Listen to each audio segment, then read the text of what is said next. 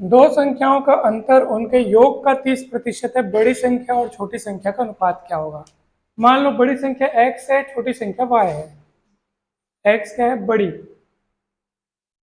तो y है छोटी।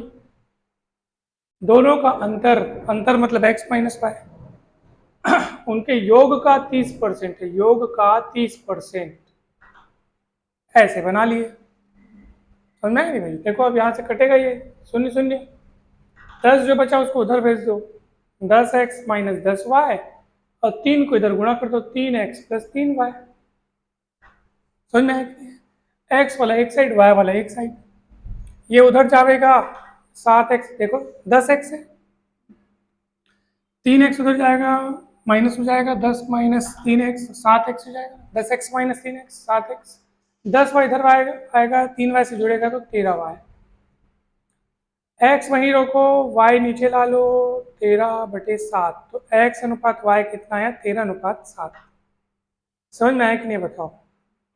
एक और जबरदस्त चीज, शॉर्टकट तरीका, प्रश्न देखते ही आंसर निकालने का, ठीक है?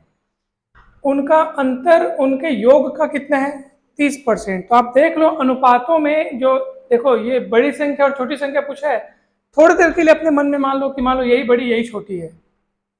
अब देख लो क्या इसका अंतर इनके योग का 30% आ रहा है।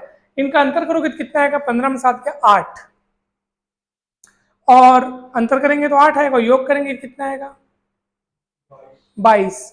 तो क्या 8 22 का 30% है? आप थोड़ा सोच लो, नहीं है। इस पे चेक करो, 13 में 7 गया 6, और 13 7 कितना होता है? 20। 6 20 का 30% है, मतलब अंदाजा लग जाता है तुरंत। इसमें तो और नहीं आएगा, इसमें तो और नहीं आएगा, तो अंतर हो जाएगा 2, और योग हो जाएगा 17 15 कितना होता है? 32, और भी नहीं आएगा। तो ये ऐसे करके आप तुरंत अंदाजा लगा सकते, तुरंत पता कर सकते। तो समझ में आया ना भाई? पहला सवाल बन गया, दूसरा तो आपसे बन ही गया होगा। बोतल का, हाँ हाँ दूसरा भी पता था। एक बोतल का 3/5 भाग भरा है, तो खाली कितना होगा बताओ? खाली पूरा भाग को 1 मानेंगे, और 3/5 भाग भरा है, तो खाली भाग कितना हुआ? 2/5 भाग खाली हुआ। ये खाली भाग, खाली वाला भाग 2/5, और भरा भाग कितना हुआ? 3/5। तो दोनों का अनुपात 3/5 और 2/5 कटेगा 3/2, 3:2। ऑप्शन सी करेक्ट है। नहीं भाई बहुत सरल है। और आप ये सब कैलकुलेशन न करके तुरंत आंसर ला सकते हो।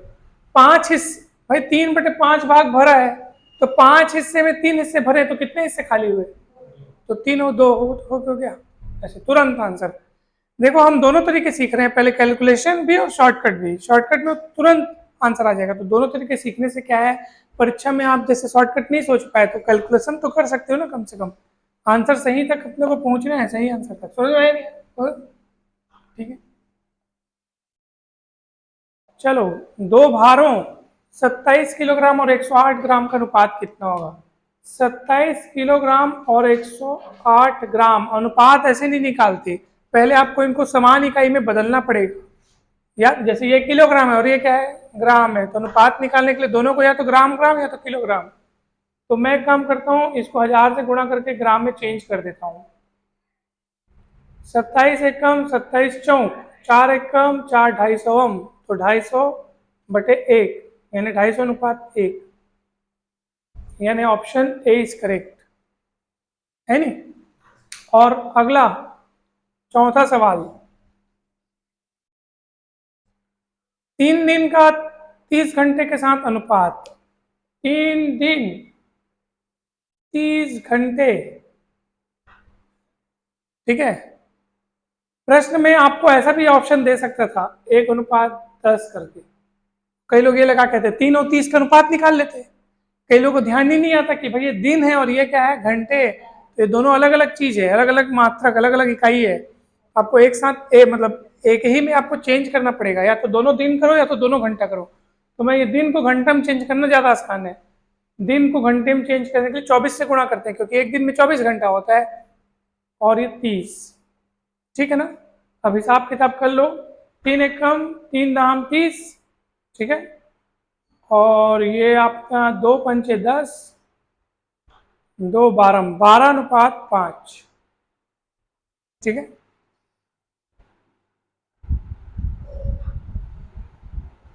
अर्थात 12:5 बोलने का मतलब क्या है कि आपका ऑप्शन कौन सा है sir? B. Option B is correct. 5 का सी आएगा पक्का। 15:14, देखता हूं मैं। वाह, बहुत बढ़िया, गुड। तो ये सही उत्तर है। तो पांचवा आपने कैसे बनाया देखो। हमारे पास कितने व्यक्ति हैं? 3। जोई, मिनीत और जैकब, है नहीं? ऐसे लिखेंगे, एक तरफ लिखेंगे जोई, एक तरफ लिखेंगे मिनीत, और क्या लिखेंगे? जैकब। अच्छा,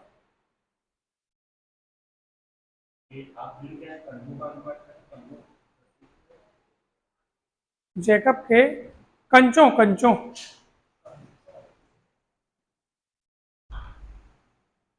ऐसे लिखेंगे।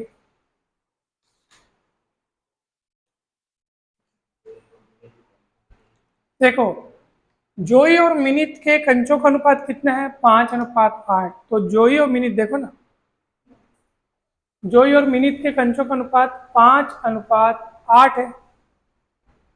और क्या बोल रहा है? जबकि जैकब और मिनित के कंचों की संख्या का अनुपात 7। इसमें जैकब और मिनित दिया है, जैकब और मिनित। तो हम लोग जो पढ़े थे ना ABC वाला, ए बी फिर BC लिखते थे, तो मिनित और जैकब का अनुपात नहीं दिया है। क्या बोल रहा है? जैकब और मिनीत के कंचों की संख्या, जैकब पहले दिया और मिनीत बाद में दिया, और ये अनुपात कितना है? 7:12। तो अगर अपने को मिनीत और जैकब, मिनीत से जैकब का अनुपात ज्ञात करना हो तो मैं इसको पलट दूंगा, 12:7 कर दूंगा। बात समझ में आ रही है? देखो प्रश्न में क्या बोल रहा है, जैकब और मिनीत के कंचों की संख्या का अनुपात 7:12 है। मैंने जब 3 जन का नाम लिख दिया, जोई, मिनीत और जैकब, तो मिनीत और जैकब का अनुपात मेरे को लिखना है, क्योंकि मेरे को वो वाला सूत्र लगाना है। कौन सा? ए बी दिया हो, BC दिया हो, तो ABC निकालने का तरीका आपको पढ़े नहीं अपन लोग। तो उस सीक्वेंस में पहले जोई है, फिर मिनीत है, फिर कौन है? जैकब है। तो जोई और मिनीत का अनुपात तो चलो 5:8 में लिख लिया, फिर मेरे को किसका लिखना चाहिए? मिनीत और जैकब का लिखना चाहिए। लेकिन मिनीत और जैकब का नहीं, जैकब और मिनीत का दिया है। तो मैंने क्या किया, मिनीत और जैकब का निकालने के लिए 7:12 को पलट करके 12:7 लिख दिया, ताकि इनका ये क्रम बना रहे। भाई A/B अगर 3/4 है, तो B/A 4:3 ही होगा क्या? इसी टाइप से पलटा है मैंने उनको। क्यों पलटा? क्योंकि इस क्रम में जो पहले क्या है, जोई और मिनिट का दिया, तो जोई और मिनिट हो गया, और उसके बाद मिनिट और जैकब का देना चाहिए ना, लेकिन उसने घुमा के क्या किया है, जैकब और मिनिट का दिया है। तो भैया हम इस सीक्वेंस को क्यों बिगाड़े, हम क्या करते हैं, अनुपात को पलट देते हैं। तो मिनिट और जैकब का निकल गया, है नहीं भाई? अब अपने को तीनों का एक साथ कैसे निकलेगा बताओ भला। तो 12 पंचे 60, 12 8 96, और 8 7 56। समझ में आया नहीं भाई? और किससे कटेगा ये देखो, 4 से, मैं तो बोल रहा हूँ सब कट रहा है। 4 से क्या, 8 8, हाँ 4 से सब कट रहा है। 4 से कटेगा 15 बार में, और 24×9 96, और 14×56। ठीक है। अब देख लो किसका किसका पूछा है, जोई और जैकब का पूछा है। तो देख लो, जोई 15, जैकब 14, तो 15:14। समझ में आया कि नहीं? ऐसे करके आप ऑप्शन सी निकालेंगे।